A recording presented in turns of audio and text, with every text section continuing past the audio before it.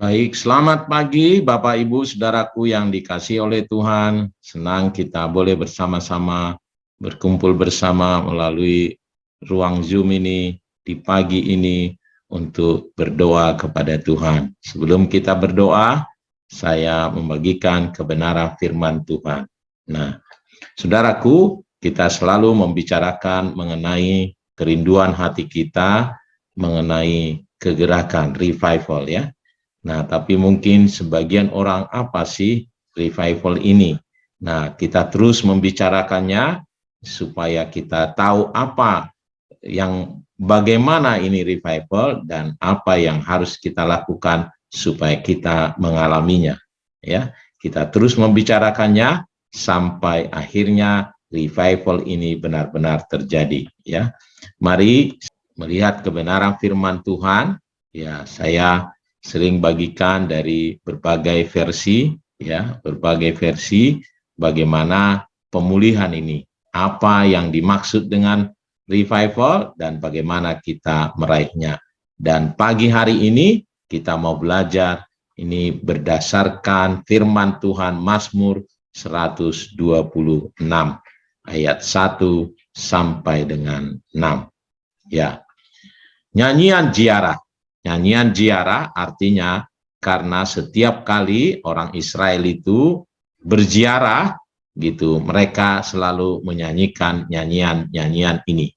Dan ini yang mereka rindukan terjadi, itu sebabnya menjadi satu nyanyian bagi orang Israel. Kita tahu misalnya orang Israel ziarah sekali setahun harus pergi ke Yerusalem misalnya. Itu bagian dari ziarah mereka, seperti waktu Yesus berumur 12 tahun itu, Yesus bersama dengan orang tuanya pergi berziarah ke Yerusalem. Itu yang sampai akhirnya dia tinggal di Bait Allah ya. Nah, ini adalah nyanyian ziarah. Ketika Tuhan memulihkan keadaan Sion, keadaan kita seperti orang-orang yang bermimpi. Pada waktu itu, mulut kita penuh dengan tertawa, dan lidah kita dengan sorak-sorai. Pada waktu itu, berkatalah orang di antara bangsa-bangsa, Tuhan telah melakukan perkara besar kepada orang-orang ini. Tuhan telah melakukan perkara besar kepada kita, maka kita bersuka cita. Pulihkanlah keadaan kami ya Tuhan, seperti memulihkan batang air kering di tanah Negeb. Orang-orang yang menabur dengan mencucurkan air mata akan menuai dengan bersorak-sorak. Orang yang berjalan maju dengan menangis sambil menabur benih, pasti pulang dengan sorak-sorai sambil membawa berkas-berkasnya. Nah, mari Bapak Ibu kita lihat betul-betul firman Tuhan ini untuk menggairahkan kita dan apa yang harus kita lakukan. Jadi ada 2 poin besar di dalam kebenaran firman Tuhan ini. Poin pertama adalah bagaimana yang disebut dengan kegerakan itu. Itu adalah sesuatu peristiwa yang luar biasa, pemulihan yang luar biasa. Ada ketika Tuhan katanya memulihkan keadaan Sion. Ya, kata Sion untuk saat ini kita bisa pakai untuk keadaan kita bisa pakai untuk gereja kita, untuk umat Tuhan. Ketika Tuhan memulihkan umat Tuhan itu, ketika Tuhan memulihkan kita, keadaan kita katanya seperti orang-orang yang bermimpi. Arti orang-orang yang bermimpi berarti tidak melihat itu menjadi satu seperti yang diharapkan, tetapi ini lebih daripada itu. Makanya sampai kayak bermimpi. Benar nggak ini ya? Benar nggak ya? Kenapa? Karena Allah melakukan perkara yang dahsyat, ya, yang luar biasa, seperti sebelumnya apa yang tidak pernah dilihat oleh mata, tidak pernah didengar oleh telinga, yang tidak pernah timbul dalam hati manusia, disediakan Allah bagi kita. Itu sebabnya pemazmur ini berkata, keadaan kita seperti orang bermimpi. Lalu mulut kita penuh dengan tertawa. Wow, jadi Tuhan mengangkat semua kesedihan, mengangkat semua ketidakenakan, dan mulut kita menjadi penuh dengan tawa. Bahkan lidah kita dengan sorak-sorai, suatu ucapan syukur, suatu teriakan ucapan syukur yang luar biasa, sehingga kita bersorak-sorai. Dan orang-orang, ya saudaraku, berkata, ini menjadi dampak bagi orang-orang di sekitar kita. Orang-orang itu akan berkata, bahkan bukan hanya di sekitar kita, tapi orang di antara bangsa-bangsa akan berkata, Tuhan telah melakukan perkara besar kepada orang-orang ini. Wow, saya teringat pada waktu perempuan Samaria pergi ke kota Samaria, dan Tuhan harus sampai tinggal di sana, dan kota Samaria mengalami hal yang luar biasa karena perempuan satu orang, dan saya percaya itu bisa terjadi. Dan saat ini Allah sangat mungkin mengerjakannya bagi kita. Ya, Allah bisa melakukan perkara besar, dan orang-orang bahkan di antara bangsa-bangsa, karena dengan teknologi yang saat ini, hal ini bisa mungkin terjadi. Ya, orang-orang akan berkata, Tuhan melakukan perkara besar bagi kita. Dan kita pun akan berkata, wow, Tuhan telah melakukan perkara besar kepada kita, maka kita bersukacita. Ini menjadi satu kesaksian. Kita akan didorong untuk bersaksi kepada banyak orang, berkata, Allah melakukan perkara besar kepada kami. Nah, ini yang akan terjadi ketika Tuhan melakukan revival itu bagi kita. Oleh karenanya, mari kita betul-betul mengharapkan revival terjadi atas kehidupan kita. Tuhan mengangkat kita. Tuhan melakukan perkara-perkara yang dahsyat, yang luar biasa.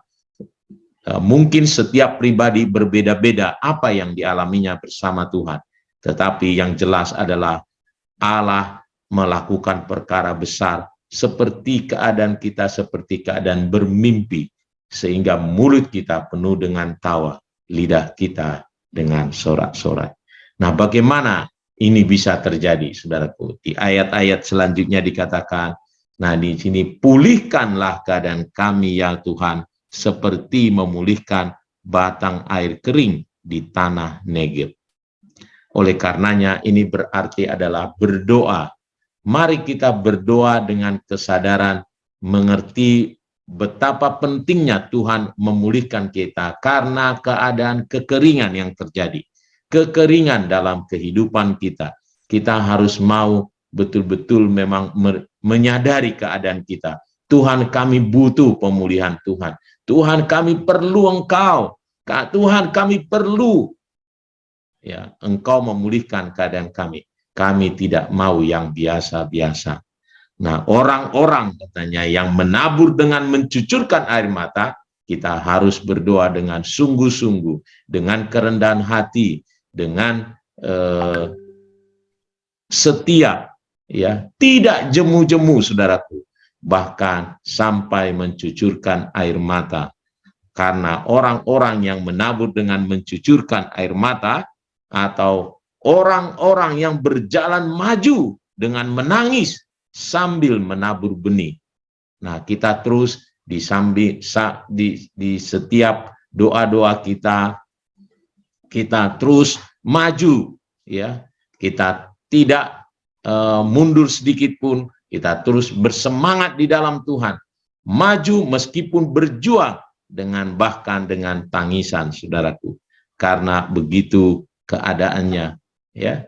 Dan apa akibatnya? Nah, itu yang dikatakan selanjutnya, maka kita akan menuai dengan sorak-sorai. Karena orang yang menabur, ya, dengan mencucurkan air mata akan menuai dengan sorak-sorai. Karena orang yang berjalan maju, ya, akan pulang dengan sorak-sorai, bahkan sambil membawa berkas-berkasnya.